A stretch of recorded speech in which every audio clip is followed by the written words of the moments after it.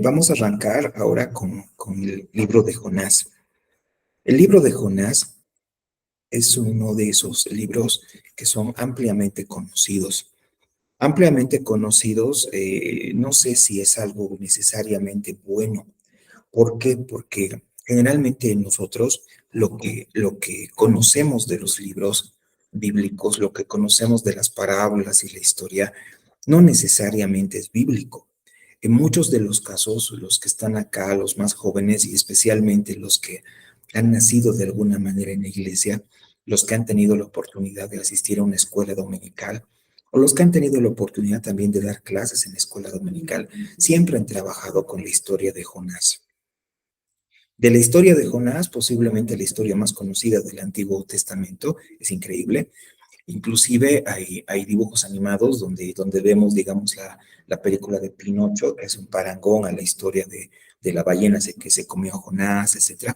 A los niños les encanta hacer las maquetas del Arca de Noé, de Jonás. Es realmente una historia de esas conocidas y de esas hermosas. El libro de Jonás trata de un tema principal. El tema principal en Jonás es la bondad de Dios. ¿Hasta qué punto puede llegar Dios con su bondad? ¿Qué significa la bondad de Dios? Dios, hermanos, si hay una cosa que la Biblia nos ha enseñado, es que Dios es bueno. Si hay una cosa que la creación nos puede llegar a enseñar y que nuestra vida misma nos puede llegar a instruir, es de que Dios es bueno. Dios es todopoderoso, Dios tiene todo, absolutamente todo bajo control, pero todos los planes de Dios, todos los proyectos que el Señor tiene para con nuestras vidas y para con la vida de toda su creación, siempre tiene un propósito enfocado a la bondad de su corazón. Nunca nos olvidemos, aunque todo parezca decir lo contrario, nunca nos olvidemos que Dios es bueno. Dios es bueno. Y no solo eso, Dios es amor. Dios no ama, Dios es amor. No hay otra cosa que pueda salir de su corazón que no esté enfocado con su identidad. Y Dios es amor. En base a esto, nos vamos directamente al capítulo 1, versículo 1 del libro de Jonás. Capítulo 1, versículo 1 del libro de Jonás. Y dice lo siguiente. Vino palabra de Jehová a Jonás, hijo de Amitai, diciendo, levántate y ve a Nínive, aquella gran ciudad, y pregona contra ella, porque ha subido su maldad delante de mí. Y Jonás se levantó para huir de la presencia de Jehová a Tarsis y descendió a Jope y halló una nave que partía hacia Tarsis y pagando su pasaje entró en ella para irse con ellos a Tarsis, lejos de la presencia de Jehová. Esto es verdaderamente intrigante. En un solo versículo nos enfoca cuál es la identidad de Jonás, quién es Jonás, hijo de Amitai, y nos enfoca cuál es el propósito de Jonás. Y el propósito es, levántate, ve a Nínive, aquella gran ciudad, y pregona contra ella, porque ha subido su maldad delante de mí. El Señor le está dando una instrucción muy clara, pero muy clara a Jonás. Lo interesante, y aquí hay cosas muy extrañas, en primer lugar, lo más extraño posiblemente no lo vemos en el contexto.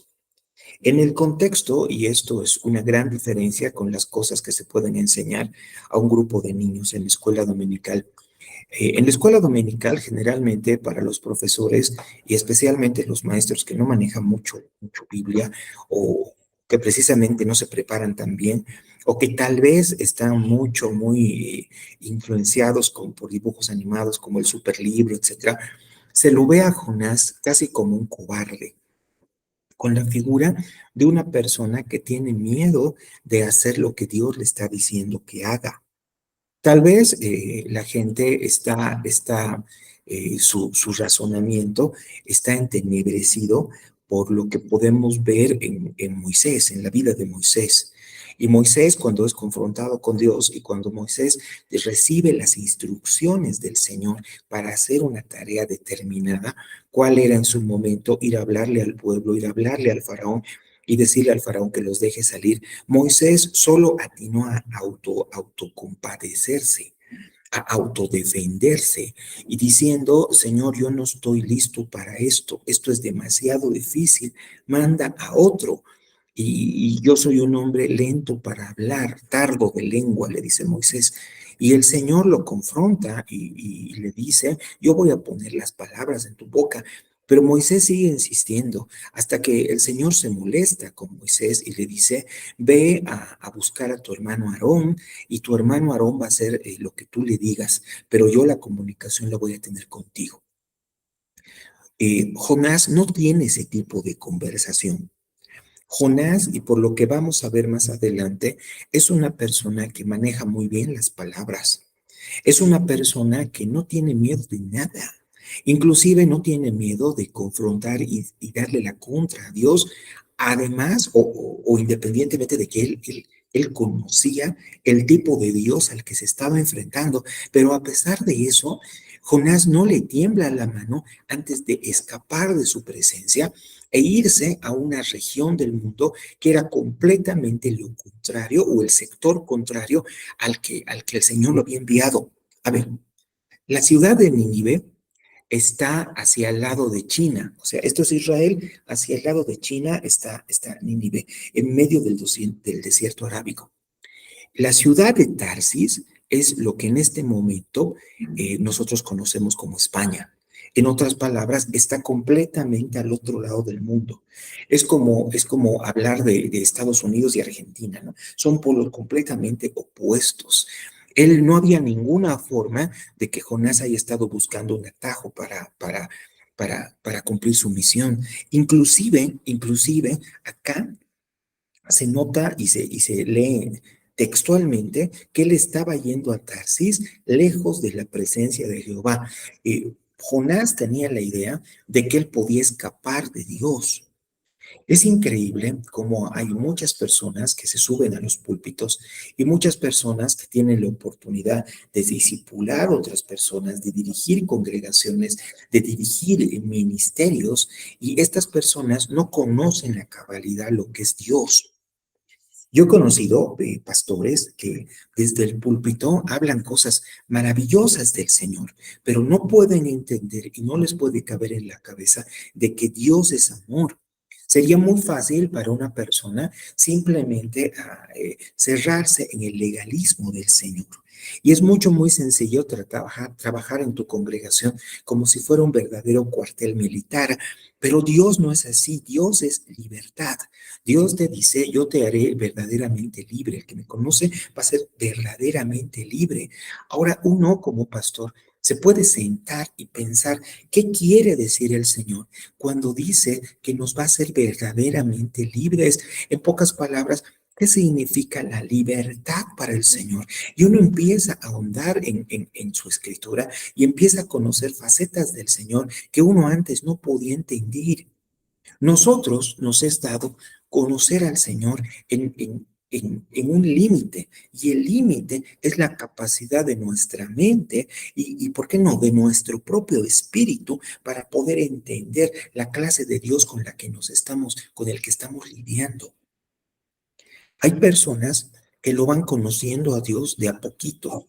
Hay personas que creen conocerlo, pero yo pienso que nadie lo conoce o lo ha llegado a conocer en su plenitud. Y es por eso que nunca dejamos de analizar su palabra. La palabra teología es una de esas palabras raras porque es un contrasentido. La palabra teología viene de dos términos griegos. En primer lugar, el término teos, que quiere decir Dios, eso lo entendemos, pero también viene del término logos. De ahí viene teología, logos. Logos quiere decir tratado o estudio.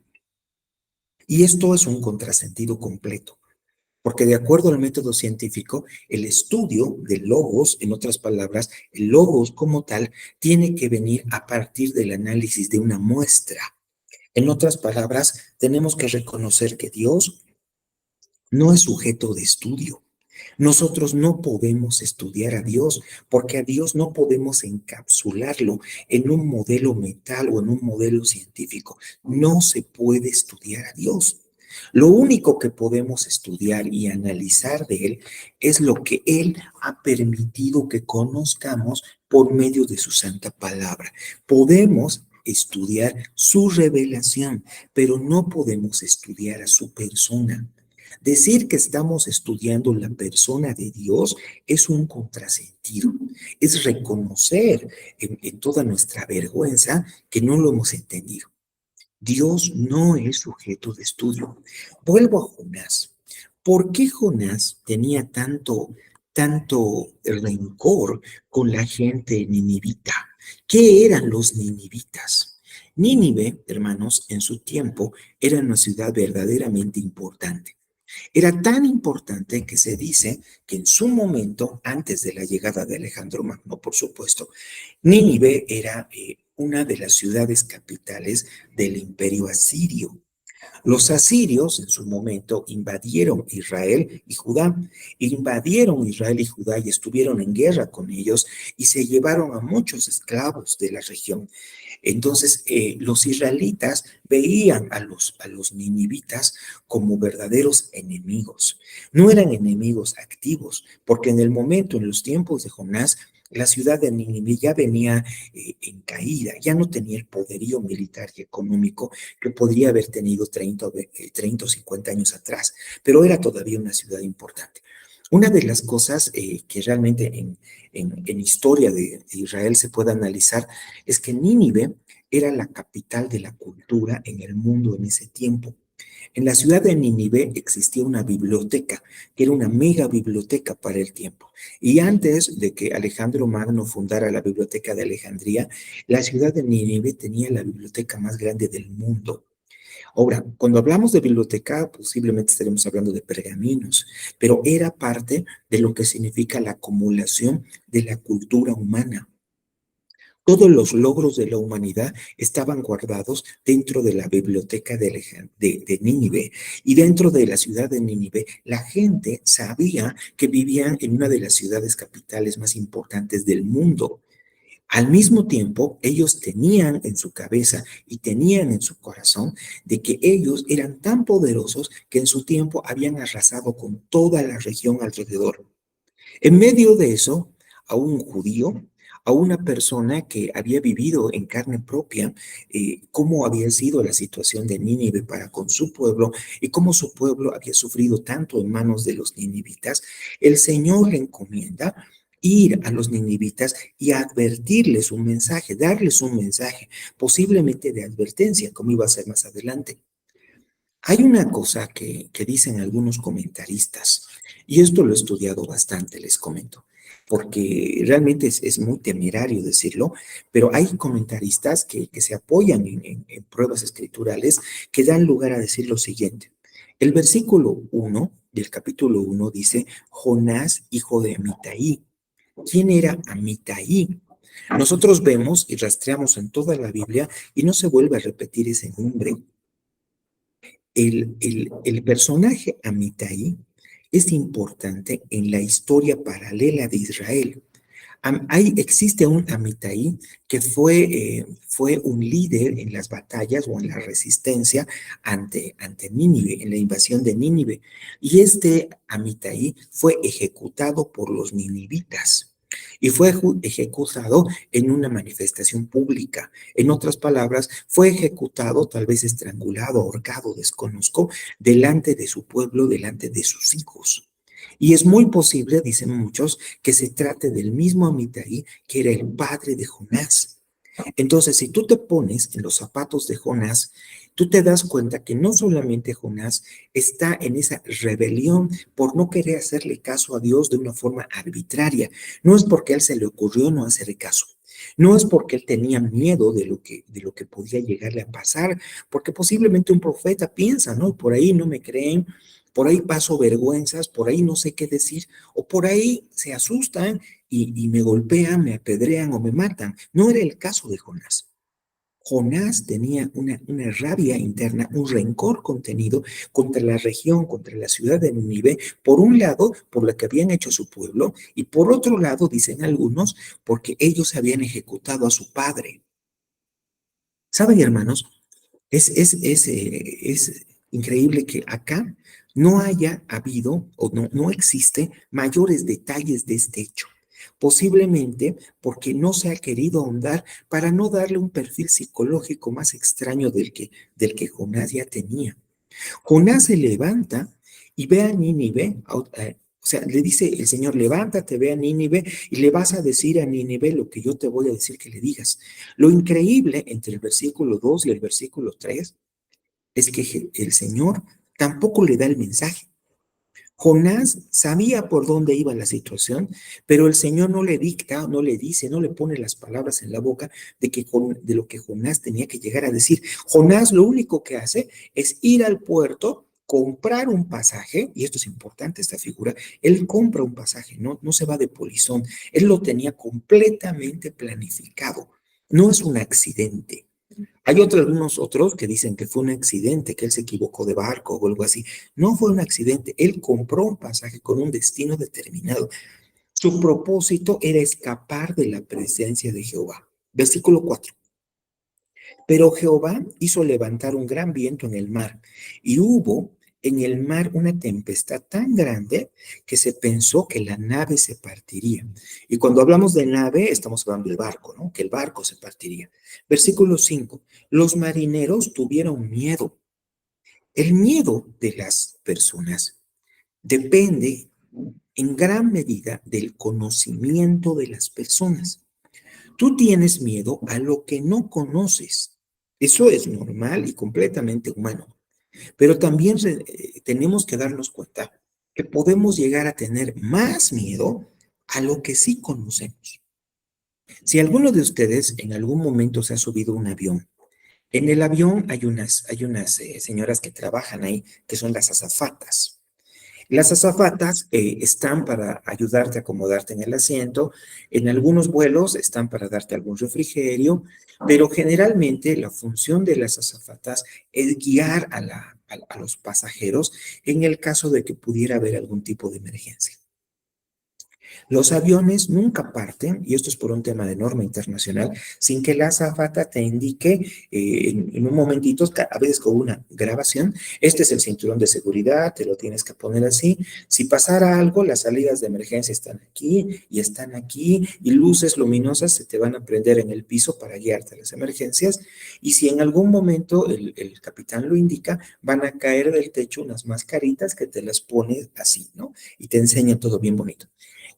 Cuando tú viajas en el avión, especialmente cuando viajas en vuelos internacionales que llegan directamente a La Paz, no pasa eso cuando vienes de Santa Cruz o de Cochabamba, pasa cuando vienes por el lado de Chile, el avión siempre se mueve, siempre hay una sacudida, especialmente cuando estás entrando por Chile. Y esa sacudida hace que la gente que no tiene experiencia se asuste. Se asustan y dicen, no, nunca más voy a viajar en avión, y tienen un miedo porque ellos no conocen. Pero tú las ves a las azafatas y resulta que las azafatas están caminando tranquilas. Algunas siguen recogiendo los vasos, se están caminando y la nave se está moviendo. Pero si tú miras a la azafata y la azafata está tranquila, es que todo está bien. En este caso, los azafatos, le hace los marineros, eran los primeros que estaban temblando de miedo. Si tú ves a las azafatas que se están abrazando y temblando de terror, es el momento para preocuparte. Los marineros están temblando de miedo porque la tormenta que estaba cayendo no era normal. La tormenta era demasiado, demasiado, demasiado agresiva. Alguien dice, no puede haber en un mar Mediterráneo una tormenta tan tremenda. Puede haber, ¿por qué? Porque a eso es sumado que no estamos hablando de un crucero transatlántico, no estamos hablando de un gran barco, estamos hablando de un pequeño barco de madera de 2 niveles. Ahí los marineros tienen miedo y cada uno empieza a clamar a su Dios. Una cosa interesante del ser humano, y eso dicen los ateos inclusive, que todo el mundo se vuelve religioso cuando está a punto de morir. En un momento dado, de la humanidad donde existe un paganismo tremendo y un politeísmo extremo, donde todo el mundo tiene su propio Dios y cada uno le reza a un Dios diferente, todos empiezan a clamar a sus dioses y echaron al mar los enseres que había en la nave para descargarla de los enseres, para aligerar la nave, porque la nave estaba muy pesada. Aquí vemos dos cosas que hacen los seres humanos.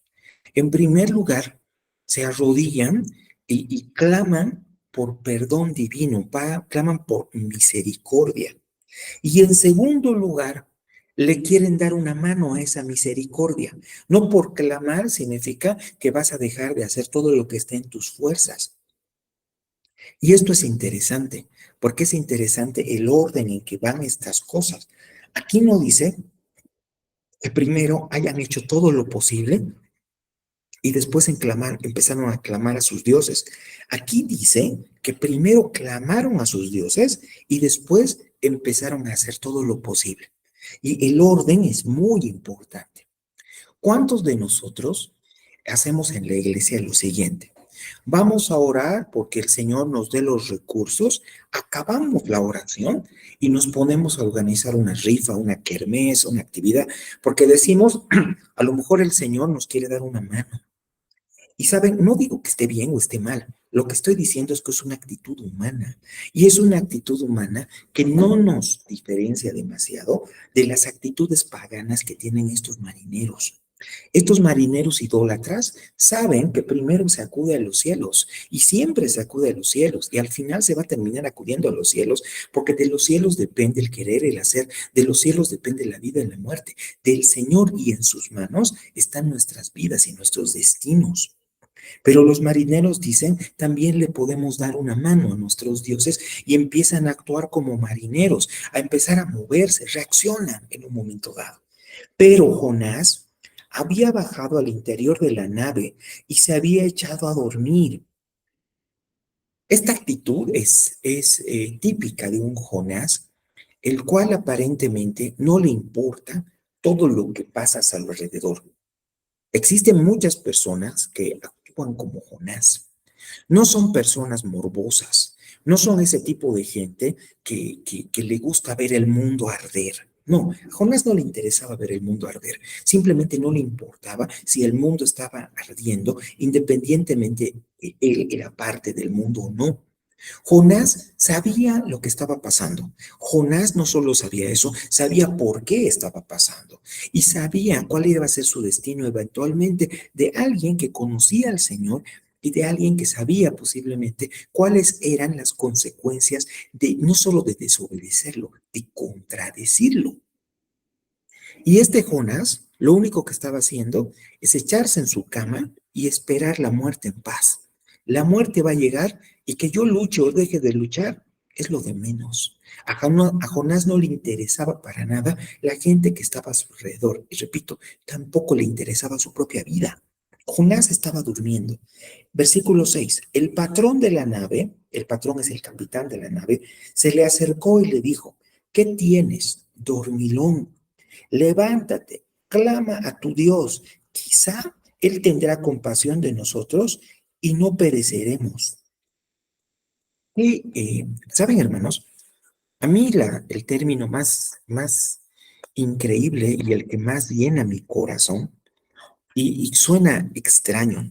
Extraño, ¿por qué? Porque por la línea de vida que yo tengo, por la formación inclusive académica que yo tengo, y yo he estudiado ingeniería es mi primera profesión. Pero suena extraño, pero a mí es lo que más me bendice. Es este término que es quizá. Quizá es Dios puede hacer algo por nosotros. Quizá.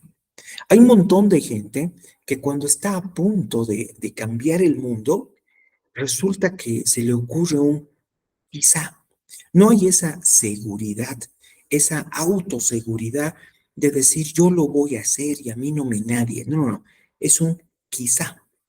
Hay un momento en el libro de Samuel, en primera de Samuel, que el rey Saúl se confronta con los filisteos. Y cuando están a punto de entrar en guerra, Saúl dice, vamos a entrar en ayuno y vamos a mantenernos aquí firmes hasta que Dios haga algo. Y Saúl no tiene el criterio, no tiene la visión militar de poder empezar el conflicto. Sin embargo, Saúl tenía un hijo, y este su hijo es un personaje que yo les recomiendo estudiar. Es una persona muy interesante. Se llamaba Jonathan. Su hijo Jonathan, era el único que tenía una espada. Nadie más tenía espada, solamente Jonathan y su papá Saúl, el rey y el príncipe. Todos los demás estaban armados con asadores, con herramientas de granja, porque los filisteos controlaban las herrerías y se habían asegurado de que el pueblo de Israel no tenga acceso a armamento. Jonathan le dice a su paje de armas, a su escudero, vamos al campamento de estos incircuncisos y vamos a matarlos. Vamos a tomar el campamento de estos incircuncisos, tú y yo, le dice Jonathan. Y Jonathan dice algo increíble, que está basado en esta palabra. Le dice, quizá el Señor pueda hacer algo con nosotros, porque Dios no tiene límite. Dios puede hacer algo con poco y hacerlo increíble. La historia de Jonathan es impresionante. Él va y empieza a trepar un risco con una espada y con un escudero detrás de él que tenía posiblemente otra. Y empiezan a caerle y lloverle los filisteos. Él estaba trepando con una mano y con la otra mano estaba con la espada peleando. Y venía un filisteo y él lo hería y el escudero lo remataba. Y empezaron a pelear y los filisteos se asustaron y fue un escándalo tremendo. Y desde el campamento de Saúl, los soldados de Saúl se emocionaron y dijeron, vamos a la guerra. Y Saúl decía, ¿quién me ha desobedecido? Jonathan tenía el valor suficiente, tenía la fe suficiente y todo estaba en función no de esa autosuficiencia, ni mucho menos de pensarse él que era el elegido del Señor, ni mucho menos. Era simplemente saber y entender qué clase de Dios, con qué clase de Dios estaba tratando. Dios es el que tiene el querer y el hacer absolutamente de todo el universo. Este marinero lo entiende perfectamente. Clama a tu Dios y quizá Él tendrá compasión de nosotros y no moriremos y no pereceremos. Dijeron cada uno a su compañero, venid, echemos suertes para que sepamos por causa de quién nos ha venido este mal. Y echaron suertes. Y la suerte cayó sobre Jonás. No se dice cómo echaron sueltas. Posiblemente sacaron un manojo de pajitas, de palitos, posiblemente jugaron a los dados o a la moneda, no se dice. Pero sí sabemos que hay muchas partes en la palabra cuando las personas realmente están completamente desubicadas en toma de decisiones, echan suertes. Y les comento una cosa, esto no es necesariamente bíblico, esto no es una instrucción, pero aún sobre esa suerte, entre comillas, el Señor también tiene control. La suerte cayó sobre Jonás y todos lo miraron a Jonás y dijeron, ¿qué pasó? Versículo 8. Entonces le dijeron ellos, decláranos ahora por qué ha venido este mal. ¿Qué oficio tienes? ¿De dónde vienes? ¿Cuál es tu tierra? ¿De qué pueblo eres? ¿Quién eres? ¿Por qué a ti te ha tocado esa suerte? Pero ellos no luchan contra la suerte, entre comillas. Ellos luchan contra pedir una explicación racional, una explicación lógica. Ellos estaban en medio de una tormenta y todos sabían y estaban completamente convencidos de que iban a morir. Y en medio de esa situación, estaban seguros de que Jonás era el causante. Dinos, Jonás, ¿quién eres? ¿Quién eres? Jonás en un versículo les responde. En un versículo de exactamente 3 líneas, Jonás da toda su biografía, da su identidad. Y no solo eso, dice cuál es su propósito. ¿Saben? Si yo les dijera a ustedes que se presenten y que posiblemente me hagan una carta de presentación, y si les dijera tienen 3 líneas para decirme lo que eres, yo no sé si tendrías tanta precisión. Jonás era una persona altamente precisa con las palabras. Era un profeta, era un predicador. Y un predicador que aparentemente en este momento, en este tiempo, ya tenía experiencia. Él no era un jovencito, era una persona grande. Y Jonás, versículo 9, les dice, soy hebreo, temo a Jehová, Dios de los cielos, que hizo el mar y la tierra. Soy hebreo, temo a Jehová, Dios de los cielos, que hizo el mar y la tierra. Jonás acá nos denota que tenía más lucidez de lo que parecía en un principio. A veces hay algunas personas que nos fallan a nosotros por un tema de ignorancia. Hay otras personas que nos fallan por un tema de inocencia, como los niños. Hay otras personas aún mayores que actúan como niños espirituales y a ti como pastor te dan la espalda y te fallan. Eso es normal. Lo que verdaderamente duele es esas personas que teniendo toda la información, teniendo toda la convicción, teniendo inclusive todo el conocimiento, igual te fallan. Y te fallan por un tema actitudinal, por un tema de pecado, con un tema de rebeldía que tienen en su corazón, de no hacer caso a las instrucciones de Dios. Ese era Jonás. Versículo 10. Aquellos hombres temieron sobremanera y le dijeron, ¿por qué has hecho esto? Porque ellos sabían que estaba huyendo de la presencia de Jehová, pues él se los había declarado. Él posiblemente entre este versículo y el anterior les habrá contado todo. Y ellos le dijeron, ¿por qué? Nos acabas de explicar que tu Dios es el Dios de los cielos y la tierra. Y tú nos acabas de explicar que tú le temes. No dice que yo le tengo miedo, dice yo le temo. La palabra temor, hermanos, significa reconocer la identidad de Dios. El temor de Jehová no simplemente es bajar la cabeza y temblar de miedo, es abrir las orejas y tu corazón y escuchar lo que Él tiene que decir. Eso es temor de Jehová.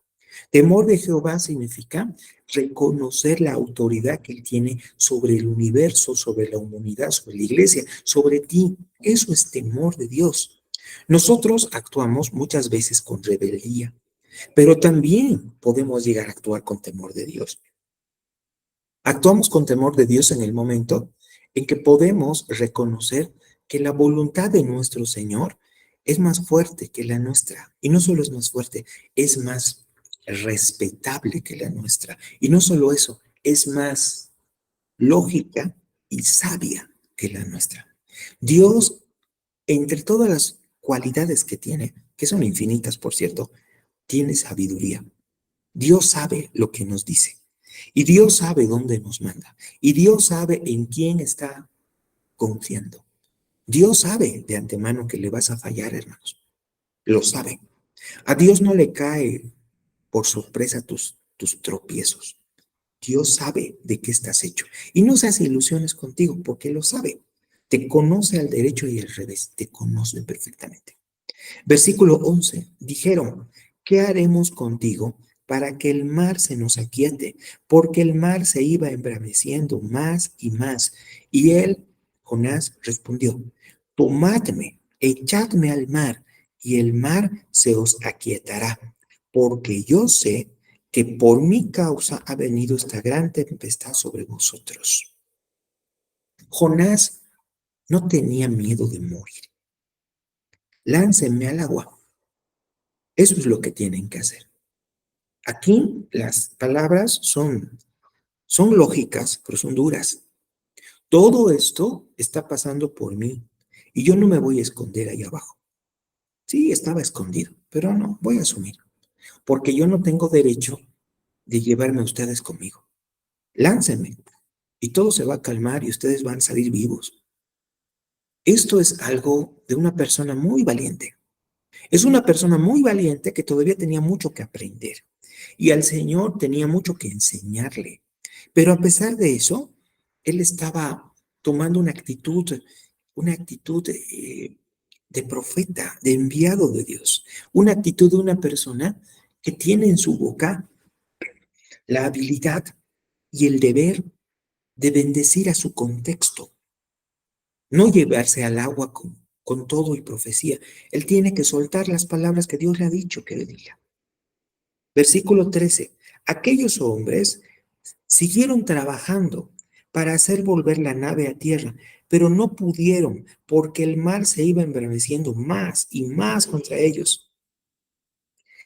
Una vez que Jonás les dijo, la única forma de salir con vida es que me lancen al agua, se entendería que ellos lo primero que hicieron es tomarlo y lanzarlo al agua. Pero ellos no hicieron eso. Ellos siguieron trabajando, tal vez con la ayuda de él también, en tratar de mantener la nave a flote. Ellos no querían matarlo. Ellos realmente habían recibido esta palabra de una forma tan contundente que lo primero que afloreció en su corazón fue temor de Dios. Ellos dijeron, no podemos matarlo, no funciona así, tenemos que salir vivos. Versículo 14, entonces clamaron a Jehová. Se olvidaron todos los del barco de clamar cada quien a sus propios dioses. Empezaron a clamar a Jehová. Todos esos marineros, casi sin querer, se convirtieron. Se convirtieron, dejaron atrás sus ídolos, sus dioses, y empezaron a clamar al Dios de Jonás. Y dijeron, te rogamos ahora, Jehová, que no perezcamos nosotros por la vida de este hombre. No pongas sobre nosotros la sangre inocente, porque tú, Jehová, has hecho como has querido. Señor, queremos salir vivos, no queremos morir, pero tampoco queremos en nuestras manos la sangre de tu profeta. Nunca se había visto, y creo que nunca se vería, una conversión tan contundente. Esto es una conversión contundente. Personas que cambian el sentido de su comportamiento por una prédica, por una palabra. Y todavía la tormenta seguía, no es que había acabado.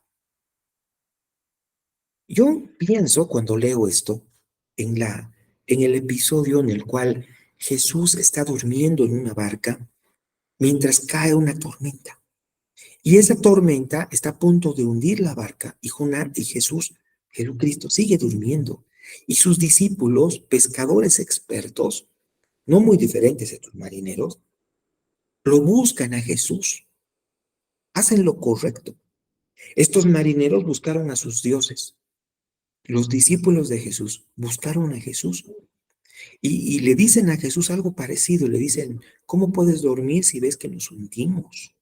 No le dijeron dormilón, ¿no? Así despectivamente. Pero eso fue lo que intentaron decir. Jesús se levantó y le dijo a las aguas y le dijo a la tormenta, cállate, enmudécete. Y todos se enmudeció y se cayó y volvió a volverse el mar en paz instantáneamente. Y Jesús reta a sus discípulos y les dijo,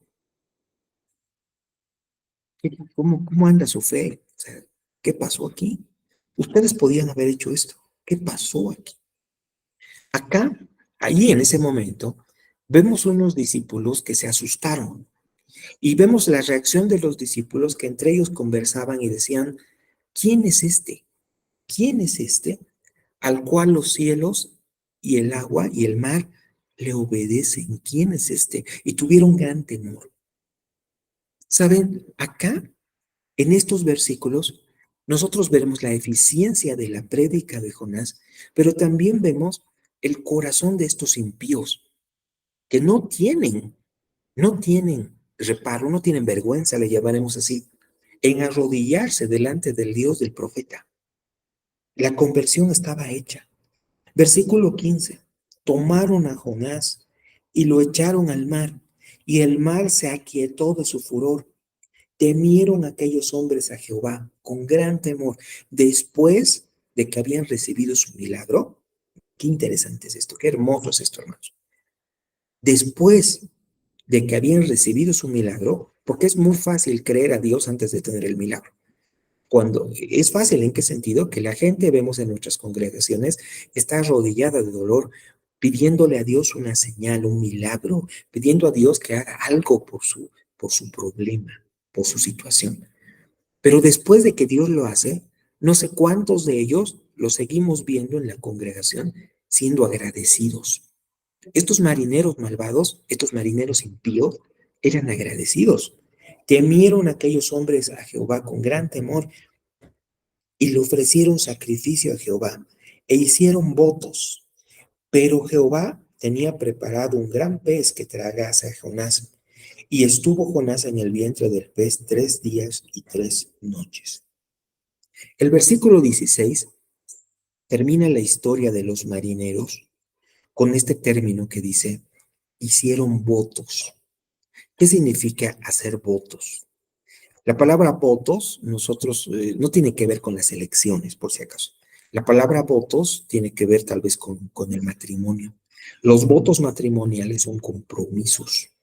Esos mismos compromisos que hacen estos marineros de decir abiertamente, en Jehová hemos creído y a partir de ahora a Él solo vamos a servir. El destino de Jonás, y antes de cambiar de capítulo, también es duro y fuerte. Acá, por si acaso, en ninguna parte se menciona la palabra ballena. No hay una ballena. Es un pez grande. No es ballena.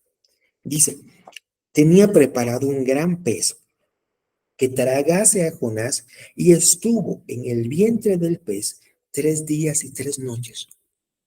¿Qué pasó durante 3 días y 3 noches en el vientre del pez? La gente de mi generación, tal vez cuando lee esto, se imagina la historia de Pinocho y la historia de una gran ballena y dentro de la ballena el papá de Pinocho está viviendo en una casa con su gato y todo, ¿no? Pero ¿saben qué? Los peces no tienen dentro de sí lugares vacíos.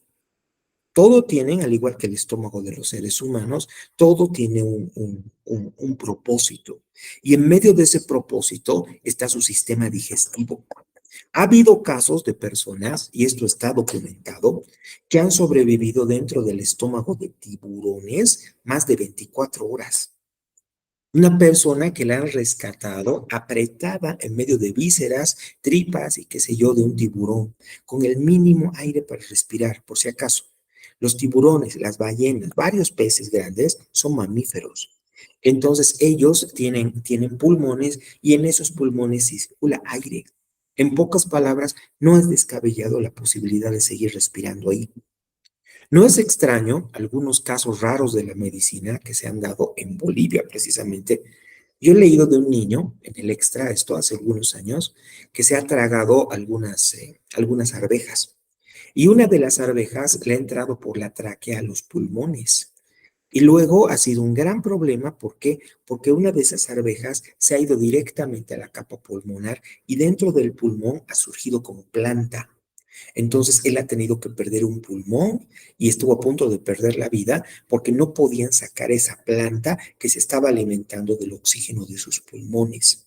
En los pulmones hay todo, hay humedad, hay oxígeno y básicamente una planta como la arveja, las arvejas por si acaso, pero yo me imagino que todos saben, puedes hacer un almácigo de arveja a partir de un trapo o de un algodón con agua. Pones la semillita de la arveja y la arveja crece rápidamente. Una arveja en tierra crece en cuestión de horas, de días, un par de días ya tienes planta. Imagínate eso que te dé en tu pulmón. Entonces, eso es factible. Es factible que una persona haya podido sobrevivir 3 días ahí adentro y evidentemente es un pez que nunca más se ha vuelto a ver. Por eso dice, tenía preparado un pez. Posiblemente Dios tiene toda la potestad para hacer eso. Había creado un pez específicamente acondicionado para que ese pez, su propósito de existencia, sea comer al profeta para darle una lección. No quiero entrar al capítulo 2, hermanos, porque solo tengo 30 minutos y no me va a alcanzar el tiempo. Entonces, voy a cortar la grabación. Estaríamos terminando en el capítulo 1 en este momento para poder continuar específicamente después del